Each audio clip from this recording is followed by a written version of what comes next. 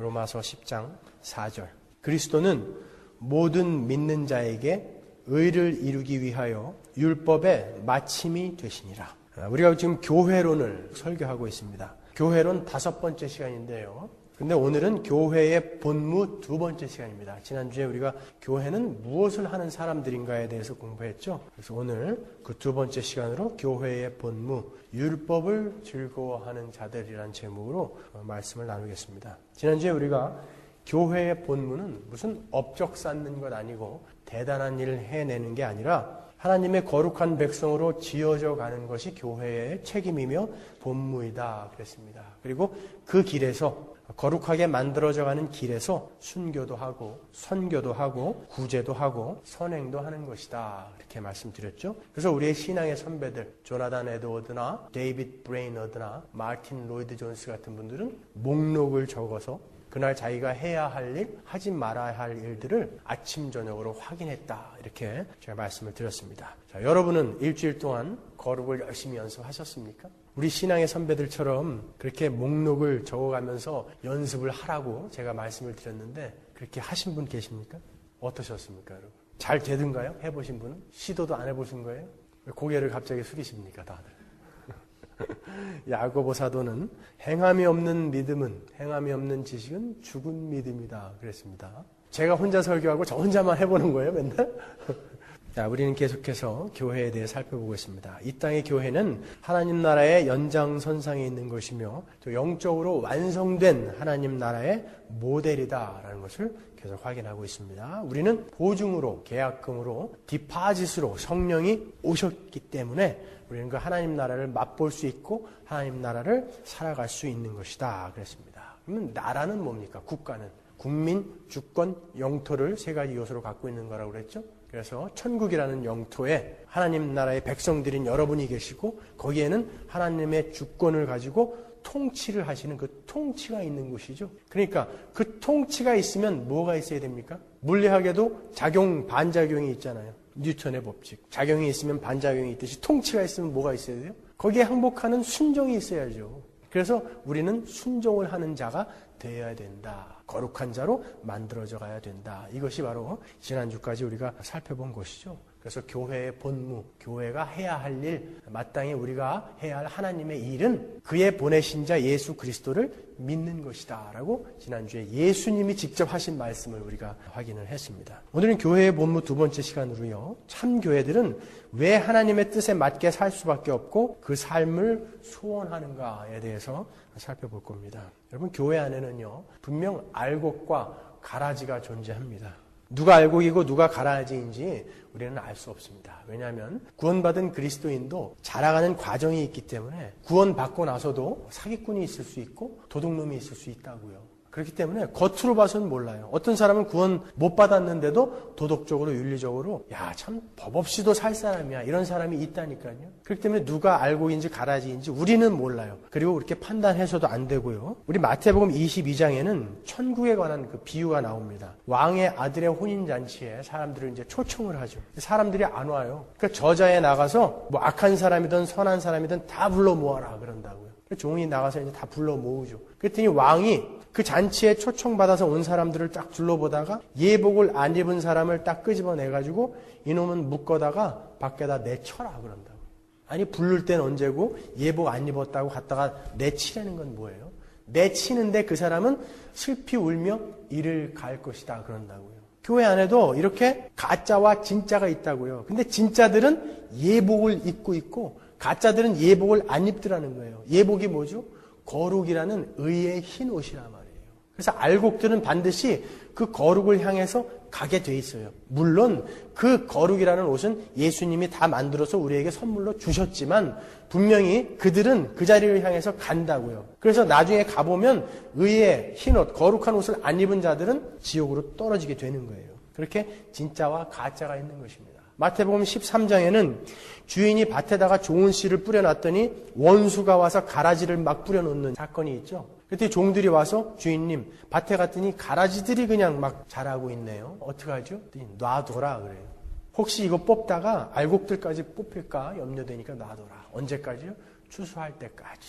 심판이 있을 때까지 교회라고 불리우는 이 공동체 안에는 가짜들이, 가라지들이 분명히 있다는 것입니다. 베드로전서 4장 16절에 보면요. 그러나 그리스도를 믿는 사람으로서 고난을 당하면 부끄러워하지 말고 도리어 그 이름으로 하나님께 영광을 돌리십시오. 하나님의 집에서부터 심판을 시작할 때가 되었기 때문입니다. 심판이 우리에게서 먼저 시작되면 하나님의 복음에 순종하지 않는 자들의 마지막이 어떠하겠습니까? 하나님의 심판이 시작되는데 어디서부터요? 하나님의 성소에서부터 심판이 시작된다고요. 아니 우리로부터 심판이 시작되면 예수를 아예 안 믿는 저들은 어떻겠느냐 그 말이라고요. 에스겔서 9장 5절에 보면 또 그는 내가 듣는 앞에서 다른 사람들에게 말씀하셨다. 하나님이여 너희는 저 사람의 뒤를 따라 성읍 가운데로 돌아다니면서 사람들을 쳐서 죽여라. 불쌍히 여기지도 말고 가엾게 여기지도 말아라. 최후의 심판이에요. 노인과 젊은이와 처녀와 어린아이와 부녀들을 다 죽여 없애라. 그러나 이마에 표가 있는 사람에게는 손을 대지 말아라. 성령의 인을 받은 사람들이죠. 너희는 이제 내 성소에서부터 시작하여라. 그러자 그들은 성전 앞에 서 있던 장로들부터 죽이기 시작하였다. 성전 앞에 서 있던 장로들부터. 성경에는 목사라는 말이 없죠. 목사는 말씀을 맡은 장로예요. 그러니까 목사나 장로 중에도 가짜가 많다는 거예요. 자, 이렇게 가짜들이 이 예배당 안에도 있는데 문제는 가짜들이 자기가 다 진짜인 줄 알고 있다는 게 문제예요. 가짜가 가짜인 줄 알고 오는 사람이 왜 여기 오겠어요? 골프를 치러 가지 차라리. 마지막 심판 때 그 가짜들이 어떻게 얘기한다고요? 주님, 내가 주님의 이름으로 선지자 노릇하고 기적 일으키고 안진뱅이 일으켰는데 무슨 소리 하는 겁니까? 나보고 가짜라니요. 양과 염소의 심판에서는요. 내가 언제 안 했습니까? 그러잖아요. 내가 언제 안 했습니까? 그거는 자기가 진짜인 줄 알고 이게 옳은 길인 줄 알고 갔다는 거예요. 헌금도 죽자사자 했고 교회 와서 봉사도 많이 했고 예배 시간 안 빼먹고 다 했다는 거예요. 심지어 가가지고 기도해줬더니 막 사람들이 뻥뻥 쓰러졌다라는 거예요. 근데 가짜라는 거예요, 그게. 근데 사람들은 자기가 가짜인지 모르는 거예요. 얼마나 불쌍한 사람들이니까 여러분. 이 땅에서 자기가 해보고 싶은 것도 못 해보고 지옥도 가고. 그럼 뭐예요? 근데 왜 하나님은 교회 안에 가짜들을 그냥 놔두실까요? 그 가짜들이 교회에 피해를 주진 않을까요, 혹시? 그러나 구속사를 한번 잘 보세요, 여러분. 사탄은요, 예수님을 죽여버리면 하나님의 그 계획이 저지될 줄 알았어요. 근데 예수님이 십자가에서 죽으시자 어떤 일이 일어났습니까? 그것이 승리였다고요. 최고의 승리. 사탄은 이스라엘을 실패시키면 하나님의 계획이 무산될 줄 알았죠. 근데 이스라엘이 실패하자 이방인들이 구원을 받았다고요. 요셉은요, 형들의 음모로 팔려갔어요. 근데 하나님이 선으로 바꾸사 그러죠. 선으로 바꾸셔서 그를 민족을 구원하는 사람으로 만드셨다고요. 교회 안에 가라지들이 있는 것은 참 교회들을 더욱더 강하게 굳건하게 하나님의 백성들을 만들어지는 도구로 쓰시는 거예요. 그냥 놔두시는 거예요. 그래서 이렇게 교회 안에는요, 알곡과 가라지가 존재하는데 알곡들은 반드시 그 거룩을 향해서 달려가게 돼 있는 것입니다. 그리고 하나님의 뜻에 순종하기를 힘쓴다 하는 거예요. 그래서 오늘 여러분들에게 제가 어떻게 우리는 그 순종의 자리로 갈 수 있게 되는 것이며 그 삶을 사모하게 되는지 그 비밀을 알려드리려고 하는 거예요. 그래서 이 설교를 다 듣고 나시면 여러분이 본인은 아실 거예요. 내가 알곡인지 가라지인지. 그 문제를 풀기 위해서 먼저 우리가 율법에 대한 정확한 이해가 있어야 됩니다. 우리가 지키고 살아내야 할 하나님의 법, 하나님의 말씀, 그 율법이 무엇인가에 대해서 정확히 알고 계셔야 돼요. 여러분, 사도 바울이 그리스도인들에게 이렇게 이야기합니다. 너희들은 다른 사람들에게 너희들이 믿는 바가 무엇인지 정확히 설명할 수 있게 준비하라 그러죠. 여러분들 그거 다 준비해놓고 계세요? 아, 내가 믿는 바는 바로 이거야 라고 일목요연하게 정리하고 계시냐고요.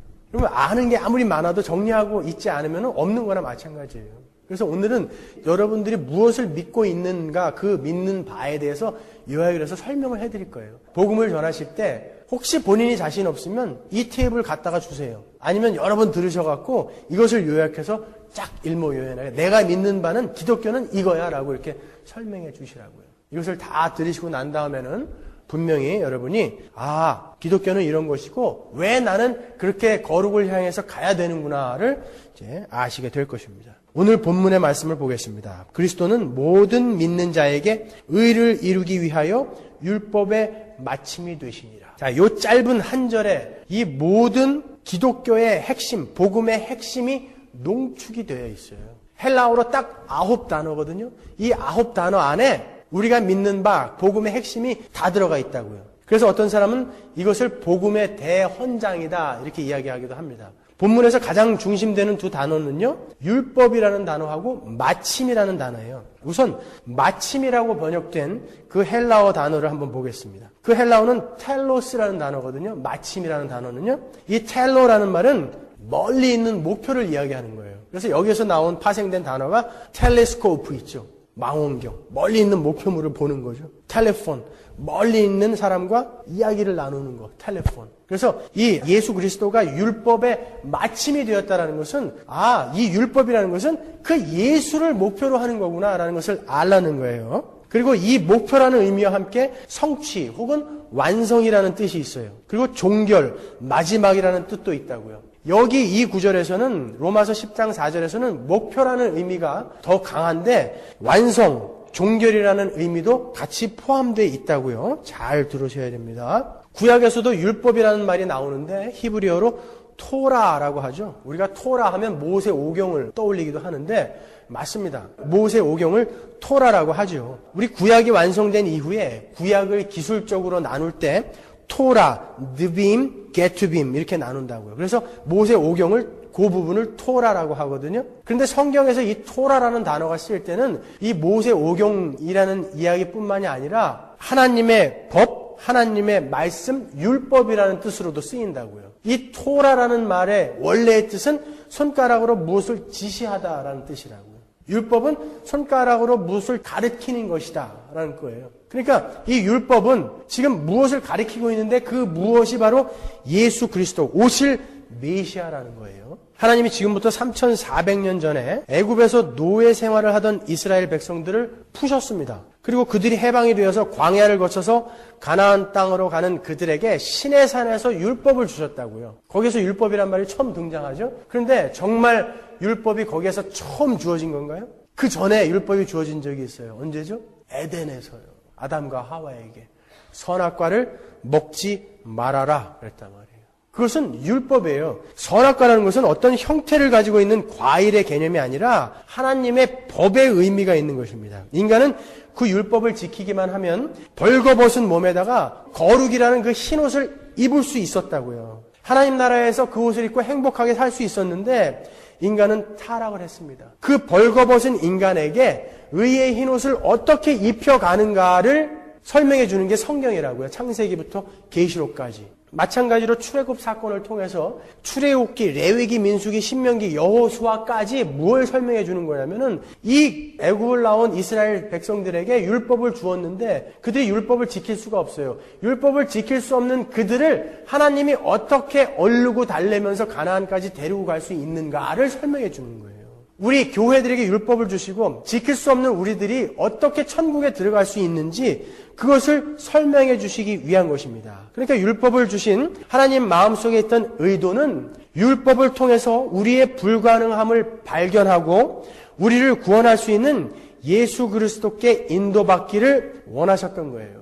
그리고 이 율법은 하나님의 성품의 표현이라고요. 워낙 이 율법은 너희들은 이걸 지켜야 돼라는 어떤 법적인 그런 의미보다는 그것은 하나님의 속성이며 하나님의 성품이에요. 하나님은 이런 분이시다. 그 하나님의 성품을 나타내는 게 바로 율법이거든요. 그러면 하나님의 형상으로 지어진 우리 인간들, 그 인간들이 마땅히 가지고 있어야 할 성품이 바로 그 율법이라고요. 무슨 말인지 아시겠어요? 마땅히 너희들이 이러한 것들을 지켜야 하고 가지고 있어야 하는데 너희들은 망가져가지고 지금 못 지키고 있구나. 그러니까 한번 봐라라고 보여준 거울이 바로 율법이란 말이에요. 그래서 율법은 이것을 지켜서 하나님의 구원에 이르러라. 그게 아니라 너희들이 지금 이걸 지켜야 되는데 너희들은 못 지키지. 원래는 인간이 하나님의 형상으로 만들어진 인간이 당연히 갖고 있어야 할 인간의 성품이란다. 근데 안 되지. 그러니까 너희들은 누군가의 도움이 필요해. 그것을 우리에게 제시하는 것이 바로 율법이라고요. 로마서 7장 7절에 보시면 그런즉 우리가 무슨 말하리요? 율법이 죄냐? 그럴 수 없느니라. 율법으로 말미암지 않고는 내가 죄를 알지 못하였으니 곧 율법이 탐내지 말라 아니하였다면 내가 탐심을 알지 못하였으리라 그런다고요. 율법이 없으면 무엇가 죄인지를 우리는 모르는 거예요. 그냥 나는 잘 살 수 있다라고 착각한다라는 거예요. 제가 대학교 때요. 첫 번째 이제 미팅을 나가는데 저는 고등학교 졸업할 때까지 빵집을 한 번 안 가봤어요. 모범생이었거든요. 제가. 대학교 들어가서 첫 번째 미팅을 하는데 얼마나 제가 흥분이 됐겠어요. 그래가지고 나가기 전에 오이 마사지를 했어요, 제가. 얇게 오이를 썰어가지고. 2대 가정과. 그때는 왜 이렇게 2대 가정과가 인기였는지 몰라요? 가정과 나오면은 뭐 밥도 잘하고 살림도 잘하고 그런 줄 알았다고. 그게 하나도 아닌데. 그래가지고 오이 마사지를 쫙 하고 최고 좋은 옷 딱 입고 나갔죠. 근데 전철 안에서부터 사람들이 계속 쳐다봐요. 그래서 야, 오이 마사지가 좋긴 좋은가 보다. 얼굴에 광채가 나나 보다. 그래가지고 미팅 장소까지 딱 갔는데 거기 있는 사람들도 또 막 웃는 거예요. 저를 보고. 저 왜 그러냐 했더니 친구들이 가서 거울 좀 한번 보고 오래요. 화장실 가서. 그래서 화장실 딱 갔더니 오이가 말라 비틀어져 갖고요. 여기 하나 붙어 있고 여기 하나 붙어 있는 거예요. 그냥 집에 갔잖아요. 첫 번째 미팅 해보지도 못하고. 거울을 보지 않으면요. 자기 얼굴에서 광채 나는 줄 안다니까요. 우리는 거울을 비춰주지 않으면요. 자기가 잘 살고 있다라고 착각해요. 이스라엘 사람들은 자기들이 잘 살고 있다라고 착각했다니까요.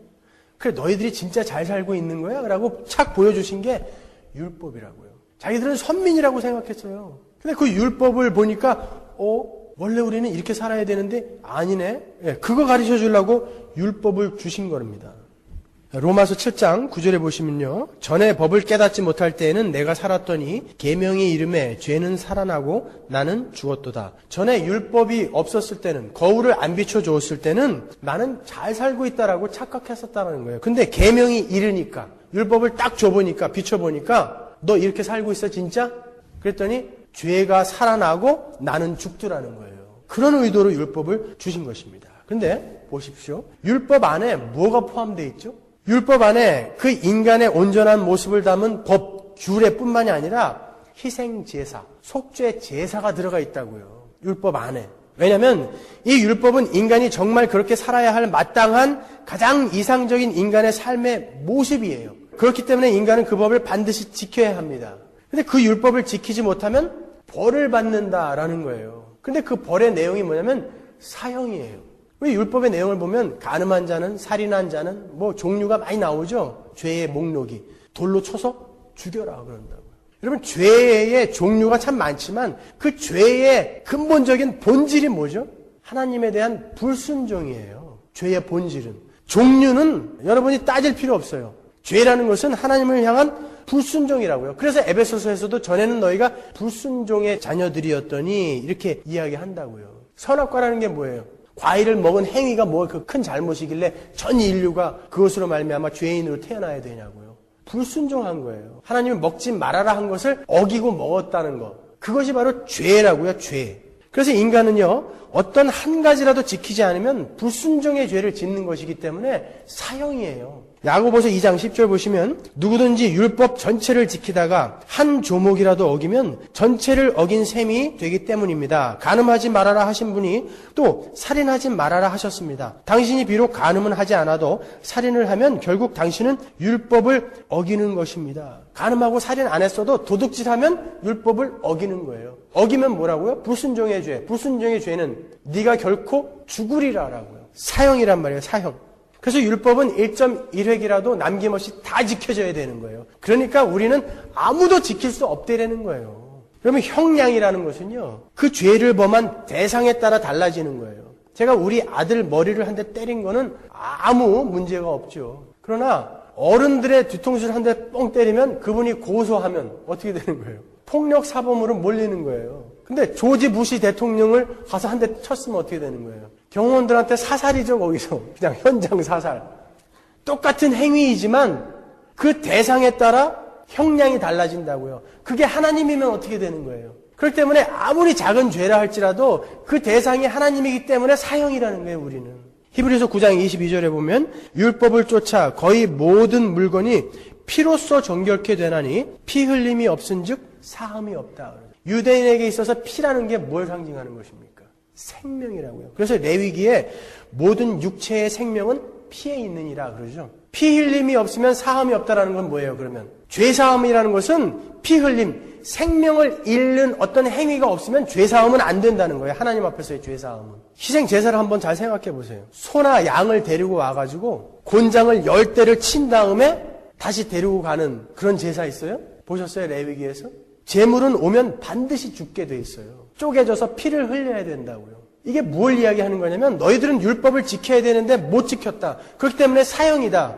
그렇기 때문에 너희들은 죽어야 되는데 누군가가 대신 오셔서 너희들의 죄를 다 품어 안고 죽으실 것이다 라는 것을 상징적으로 보여주는 것이 제사라고요. 그러니까 율법은 처음부터 끝까지 다 예수를 설명하는 거예요. 오실 예수 그리스도, 오실 메시아, 그 예수를 설명해 주는 것입니다. 자, 이 대목에서 제가 여러분에게 또 한 가지 질문을 하겠습니다. 그럼 왜 하나님께서 처음부터 예수 그리스도의 십자가를 딱 주시지 않고 처음에는 율법이다, 제사다 이런 것을 주시고 나중에 십자가를 주셨냐고요. 성경을 예수 그리스도의 십자가부터 딱 시작했으면 깔끔하게 딱 끝낼 수 있었잖아요. 왜 그랬을까요? 이것을 우리가 계시의 점진성이다 그러는 거예요. 계시의 점진성. 우리가 비가 오고 천둥이 치고 번개가 치는 것을 유치원 아이들에게 어떻게 설명해 줄 수 있습니까? 비와 천둥과 번개는 왜 일어나죠? 이 지표면에 있는 공기가 따뜻해지면 올라간다고요. 올라가면 갈수록 온도가 낮아지죠. 낮아지면 이게 수증기가 되고 하나의 결정이 된다고요. 그리고 이것이 온도가 낮아지면 낮아질수록 뭉친단 말이에요. 작은 알갱이는 마이너스 극을 띠게 되고 큰 알갱이는 플러스 극을 띠게 된다고. 마이너스 극이 플러스를 끌어당겨요. 그래가지고 이게 꽝 충돌을 하면 거기서 나는 소리가 천둥이고 거기서 나는 빛이 번개라고요. 그리고 이것이 충격 때문에 쏟아지는 게 비잖아요. 근데 유치원 아이들한테 이걸 어떻게 설명해줘요? 제가 지금 여기 박사가 몇 명인데 참 박사들 앞에서 제가 지금 속으로 얼마나 저를 무시하고 있겠어요 지금. 다 제 고등학교 후배, 대학교 후배들이니까 그렇지. 그렇죠? 고개를 끄덕이고 있어요. 이따가 화장실 뒤로 집합하십시오. 이스라엘 백성들에게 이 어려운 구원의 이 정체를 그냥 십자가를 딱 들이대면요. 그들은 이해를 못하는 거예요. 그래서 구약 성경, 신약 성경은 함께 우리가 보지 않으면 이해를 못해요. 구약은 화면이고 신약은 자막이라고요. 그래서 구약만 가지고 성경을 이해 못하고 신약만 가지고 성경을 이해를 못한다고요. 그래서 여러분 제가 큐티에 대해서 여러분에게 가끔 말씀을 드리는 게 신약과 구약을 뻥 뚫지 못하고 자기의 필요한 거나 자기의 상황 같은 것들을 갖고 성경을 들어가면은 성경을 왜곡해서 볼 수 있다라는 거예요. 그래서 그냥 뭐 할 수 있거든요 무슨 말이냐 이런 거 가지고 야 하나님이 오늘 나에게 이 말씀을 주신 것은 우리 아들이 오늘 대학 수능 시험에서 분명히 붙겠다는 의미일 거야. 뭐 이렇게 본인이 의무로 성경을 해석하게 된다는 거예요. 그래서 조심하시라는 거예요, 큐티를. 자, 이렇게 구약 창세기 3장 15절부터 여자가 후임에 넘어가가지고 뱀과 여자가 한편이 되어 있는 그 상태에다가 여자와 뱀은 원수가 될 것이다. 그것은 둘 중에 하나는 내 편이라는 거 아니에요. 그래서 그것을 원시모금이라고 그러는 거거든요. 거기서부터 시작해갖고 예수 그리스도를 계속 점진적으로 지금 설명해 나가고 계시는 거예요. 그래서 그런 희생, 제사, 율법 같은 것도 계속 주시면서 예수 그리스도를 향해서 계속 성경은 전체 내용이 수렴되어 가고 있는 거라고요. 그래서 제가 새신자반에서는 2시간에 걸쳐서 제가 자세히 설명해 드린다고요. 전부 성경은 다 예수 그리스도라고요. 갈라디아서 3장 19절을 제가 읽어드리겠습니다. 그런즉 율법은 무엇이냐? 범법함을 인하여 더한 것이라. 이 말씀은 즉 타락한 죄 지은 인간들에게 자신의 모습을 좀 보라고 율법은 거울로 주신 것이라는 거죠. 천사들로 말미암아 중보의 손을 빌어서 모세에게 천사들이 갖다 줘서 중보는 모세예요. 베푸신 것인데 약속하신 자손이 오시기까지 있을 것이라. 약속하신 자손이 누구죠? 예수님이잖아요. 율법은 예수님이 오시기까지 존재하는 거예요. 그분을 설명하는 거니까. 그분이 오면 이 이야기가 이거였구나 라고 이제 알게 된다는 것이죠. 중보는 한 편만 위한 자가 아니라 오직 하나님은 하나이시니라. 그러면 율법이 하나님의 약속들을 거스리느냐? 결코 그럴 수 없느니라. 만일 능히 살게 하는 율법을 주셨다면 의가 반드시 율법으로 말미암았으리라. 만일 인간이 율법을 지킬 수 있는 존재였다면 인간은 그 율법을 다 지킴으로 해서 의로운 자가 되어서 그 의를 가지고 하나님 앞에 설 수 있었을 것이라는 거예요. 그러나 아니라는 것이죠. 너희들은 의로운 자가 하나도 없다라는 거예요. 그것은 오실 메시아를 가리키고 있었다라는 말입니다. 그렇기 때문에 그리스도가 율법의 마침이 되었다라는 그 말은 율법이 가리키고 있던 바 그 목표에 이제 예수님이 오심으로 해서 도달했다는 거예요. 그리고 그 텔로스란 단어는 완성이며 종결이라는 단어의 뜻도 있다고 그랬죠. 그래서 하나님이 원래 율법을 그들에게 주실 때 가지고 있었던 그 의도와 목표가 예수님으로 말미암아 이제 완성되고 종결되었다라는 뜻이 그리스도는 모든 믿는 자를 위하여 율법의 마침이 되셨다라는 말의 의미라고요. 아시겠어요? 제가 가끔 이렇게 쉼표를 안 찍어갖고 막 얘기하다 보면 숨이 막혀요. 이거는 지금 여러분들에게 너무 막 이야기해드리고 싶어서 그러는 거예요, 지금. 그거를 명확히 알고 계셔야 돼요. 명확히. 그게 복음인 것입니다, 여러분. 자, 구체적으로 어떻게 예수 그리스도가 율법의 마침이 될 수 있었는가를 한번 보시자고요. 갈라디아서 4장 4절. 때가 참에 하나님이 그 아들을 보내사 여자에게 나게 하시고 율법 아래 나게 하신 것은 율법 아래 있는 자들을 속량하시고 우리로 아들의 명분을 얻게 하려 하심이라. 예수님이 오셨는데 율법 아래로 오셨다는 거예요. 여기서부터 출발하는 거예요. 예수님이 율법 아래에 오셨다. 왜요? 우리는 하나님 앞에 가기 위해서는 퍼펙트 해야 돼요. 마태복음에 뭐라고 그랬죠? 내가 온전하니 너희도 온전하라라는 퍼펙트. 거기까지 못 가면 우리는 못 가요. 근데 성경은 우리를 가르쳐서 뭐라고 그러냐면 너희들은 아무도 퍼펙트하게 될 수 없다 그런다고요. 보세요. 로마서 3장 20절. 그러므로 율법의 행위로 그의 앞에 의롭다 하심을 얻을 육체가 없나니 율법으로는 죄를 깨달음이니라. 율법은 거울일 뿐이지 그 율법을 지켜서 하나님 앞에 가려는 거 아니라는 말이에요. 아무도 그 율법을 완벽하게 지켜낼 자는 없다는 것입니다. 그래서 예수님은 우리와 같은 인간이 되셔서 율법 아래로 오셨다는 거예요. 이것을 어디서 여러분 제가 한번 설교했잖아요. 세례는 뭘 의미한다고 그랬어요? 유니온, 연합을 의미한다고 그랬죠? 어떤 것과 같은 성질이 된다라는 게 바로 세례라고요. 그러니까 예수님이 그 요한의 세례, 죄가 없으신 분이 회개의 세례를 받았다는 것은 우리와 똑같은 죄인이 되셨다는 거예요. 지난주 수요일날 살펴본 것처럼, 수요일날 테이프 꼭 갖다 들으세요, 여러분. 수요일날 살펴본 것처럼 가늠한 여인이 와서 거기서 돌로 찍혀서 죽어야 할 그 자리에서 뭘 쓴다는 건 뭐라고 그랬어요? 흙에다가 하나님 뭘 쓴다는 것은 저주와 심판이라고 그랬죠. 그 자리에서 예수님이 자기의 이름을 써 넣은 거예요. 그래서 예수님이 돌에 맞아 죽고 그 여자는 놔주는 게 복음이란 말이죠. 예수님은 이렇게 우리의 죄가 되셨다고요. 우리와 동일시가 되셨다고요. 유니온. 우리와 동일한 성질의 그러한 존재로 오시기 위해서 율법 아래 오셨다는 거예요. 이제는 우리의 대표가 되었고 죄인의 대장이 되었고 죄인의 대표가 되었다고요. 그리고 그 실존 안에 우리를 품어 안으신 거라고요.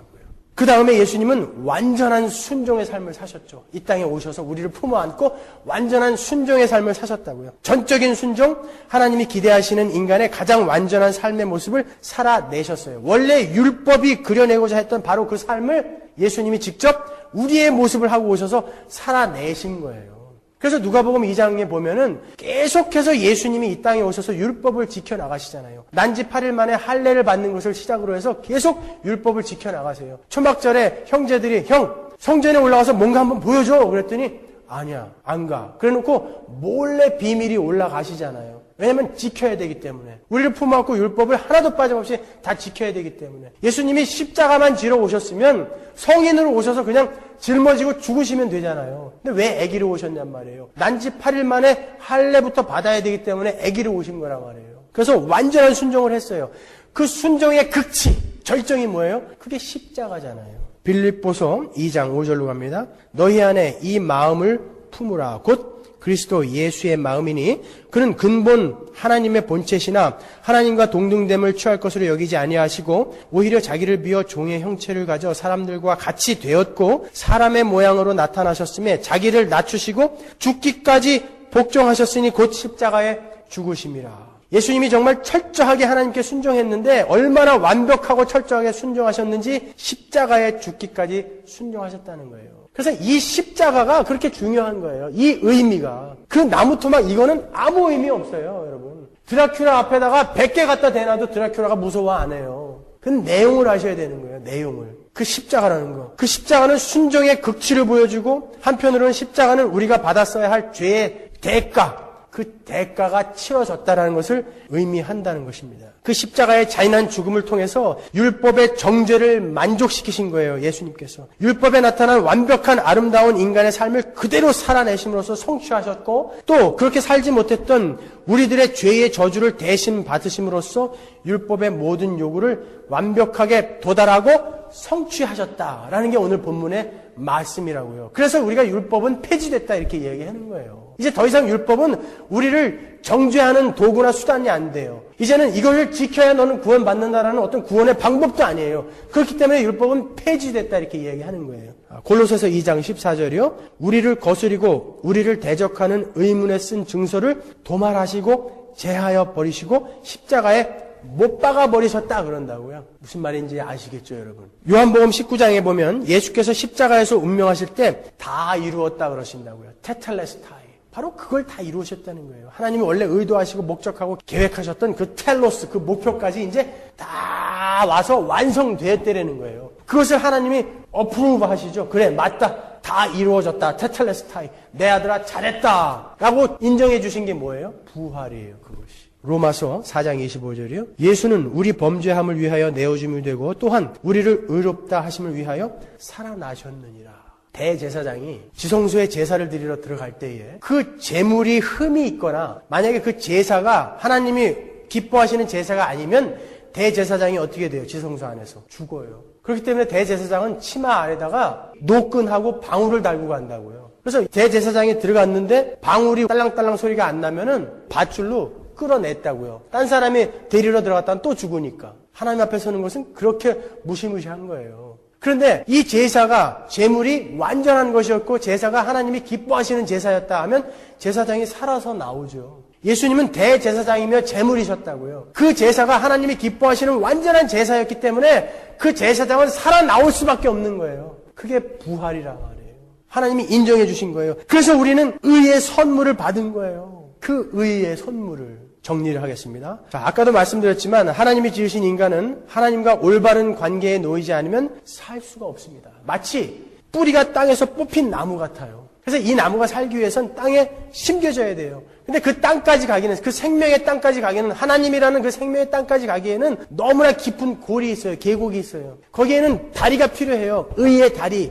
근데 우리의 힘으로는 그 다리를 만들어낼 수가 없어요. 그래서 예수님이 오셔서 율법 아래에 오셔서 율법을 완전하게 다 지키시고 우리를 다 품에 안고 십자가에서 죽으심으로 말미암아 그 의를 완성해서 그 계곡에다 다리를 놓으셨다고요. 그래서 우리가 건너가서 구원을 받은 거예요. 그런데 그것을 어떻게 우리가 받냐고요. 예수님은 2000년 전에 오셨고 이것이 바로 바울 신학의 핵심이라고요. 유니온 크라이스트. 그리스도와의 연합이라고요. 우리가 그것을 믿기만 하면 예수가 나고 내가 예수가 되는 거예요. 예수님이 하신 모든 순종과 하나님이 기뻐하시는 모든 그 삶과 그 인생이 다 내 것이 되고 나의 이 더러운 filthy rag 같은 이 인생은 예수님 것이 되어서 예수님이 거기서 죽여버리시는 거예요. 그래서 나는 이제 율법을 다 지킨 자가 된 거예요. 이 부분에서 소름이 쫙 끼쳐야 되는 거예요, 여러분. 할 수 있거든요. 무슨 말이냐 이런 거에 감동하시지 마시고 이런 부분에서 여러분 소름이 쫙 끼쳐야 되는 거예요. 기독교 진리의 핵심 그것이 바로 이 예수 그리스도와 내가 연합된다는 거예요. 이거는 신비 중에 신비이고 초경험적인 사건이고 은혜 중에 은혜입니다. 그분과 연합이 되면 예수 그리스도의 형품, 그가 행하신 모든 일, 그가 하나님께 드린 온전한 율법의 순종 이런 것들이 다 우리 것이 된다는 거예요. 이게 얼마나 얼토당토한 말이에요. 근데 이것이 믿겨지는 자들이 교회이며 그리스도인들이라는 거예요. 성령이 오셔서 우리의 눈을 딱 뜨게 해주니까 이 말도 안 되는 이야기가 나에게는 믿겨진다는 것입니다. 그것이 기독교고 그리스도인이라는 거예요. 그게 교회라는 것입니다. 로마서 6장 3절에 보시면 무릇 그리스도 예수와 합하여 세례를 받은 우리는 그의 죽으심과 합하여 세례를 받은 줄을 알지 못하느뇨. 그리스도와 우리는 연합되었기 때문에 우리의 옛사람은 이제 죽었습니다. 그리고 새 사람으로 다시 태어났다는 사실을 우리는 깨달아야 되고 믿어야 되는 것입니다. 근데 이 엄청난 은혜, 이 신비의 극치인 이 은혜의 선물을 누가 받는다고 그래요? 오늘 본문에서 모든 믿는 자들이. 이게 또 중요한 거예요. 모든 믿는 자들이.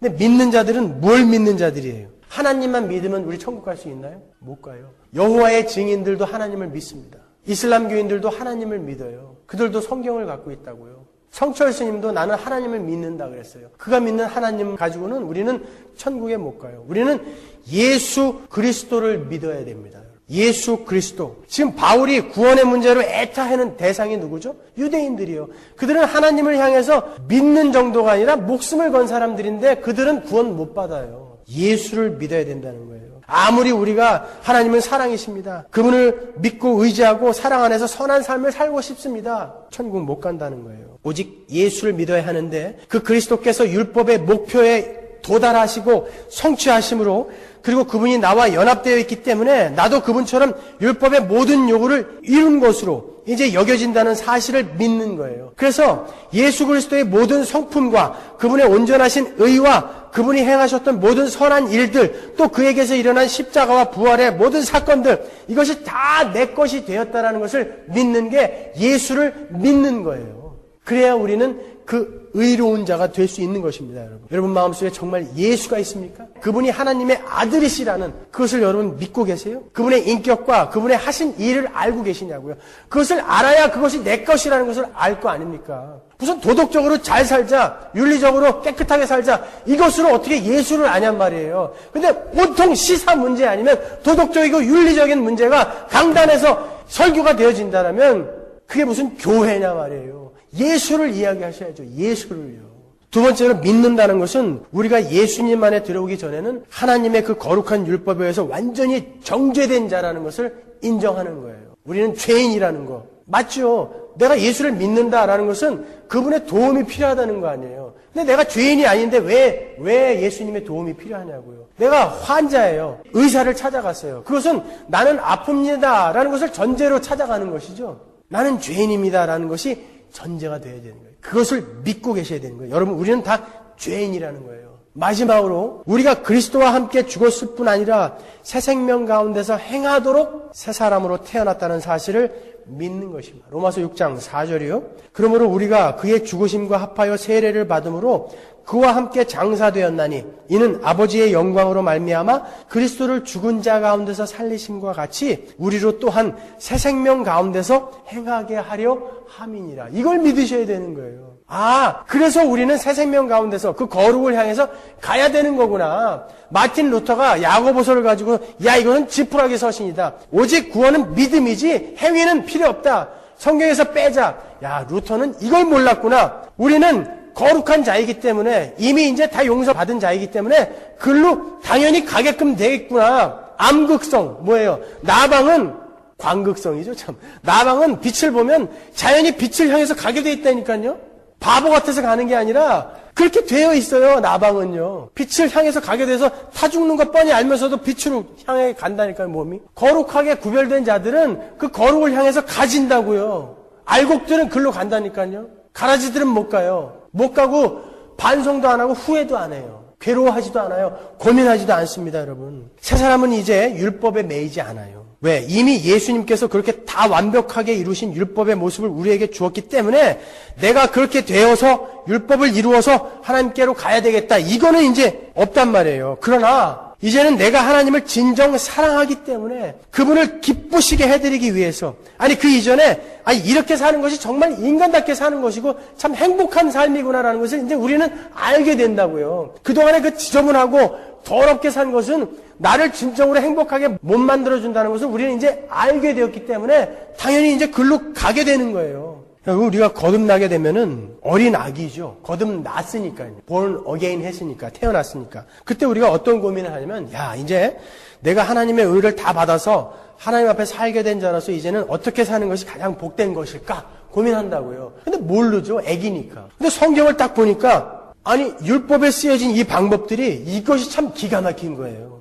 이렇게 사는 것이 정말 잘 사는 것이구나. 간음하지 않고 도둑질하지 않고 부모에게 효도하고 이렇게 사는 게 진짜 잘 사는 것이구나. 나도 이렇게 살아야 되겠다. 이렇게 되는 거예요. 그래서 우리가 성경을 보자는 거예요. 그렇게 돼서 거듭난 자들은 어떻게 되는지 아세요? 시편 119편이요. 내가 전심으로 주를 찾았사오니 주의 계명에서 떠나지 말게 하소서. 이렇게 고백한다니까요. 전심으로 주를 찾게 돼요. 그리고 그 계명에서 떠나지 않도록 구한다고요. 하나님 앞에. 여호와여 주의 율례의 도를 내게 가르치소서. 내가 끝까지 지키리이다. 이렇게 결심하고 결단하게 된다고요. 내가 주의 법을 어찌 그리 사랑하는지요. 내가 그것을 종일 묵상하나이다. 종일 묵상하게 돼요. 사랑하게 돼요. 그 계명을요. 그러므로 내가 주의 계명을 금, 곧 정금보다 더 사랑하나이다. 그 계명을 금보다 더 사랑하게 된다고요. 우리는 가라지가 아닌 이 알곡들은, 이 참교회들은 이런 고백을 한다는 거예요. 우리가 구원받기 전에는 이 율법이 뭐가 그렇게 우리에게 좋은 것이 되겠어요. 지켜, 안 지키면 죽어, 이건데요. 이거 지켜야 구원받아? 그게 뭐가 그렇게 달고 맛있고 정금 같겠냐고요. 오히려 우리에게 짐이지. 이제는 예수님이 다 해결해 주셨어요. 그것을 우리가 알고 있어요. 그렇기 때문에 이제 달 수밖에 없는 거예요. 하나하나 해보니까 참 그렇게 행복해지고 참 그렇게 복되다는 거예요. 그게 복이라고요. 그게 기독교가 말하는 복은 이복이에요. 이복. 그래요. 이런 데서 아멘이 나와야지 지금 도대체. 가끔 우리가 실수할 수 있어요, 여러분. 실패할 수 있다고요. 그러나 너희들에게는 결코 이제 정죄함이 없다. No condemnation. 로마서 8장 1절. 그리스도 예수 안에 있는 자들은 결코 정죄함이 없나니. 그러니까 또 뻔뻔스러운 모습으로 웃으면서 나오는 거예요. 그러니까 우리는 기쁘게 끝까지 갈 수 있다니까요. 그 믿음만 있으면. 알곡들의 모습이에요, 그것이. 이제는 하나님이 너무 사랑스러워서 나 같은 이런 놈을 구원해 주신 게 너무 감사해서 생각해 보세요. 사랑하는 사람이 코를 풀어도요. 옛날 먹던 삼립빵 안에 들었던 잼같이 생겨.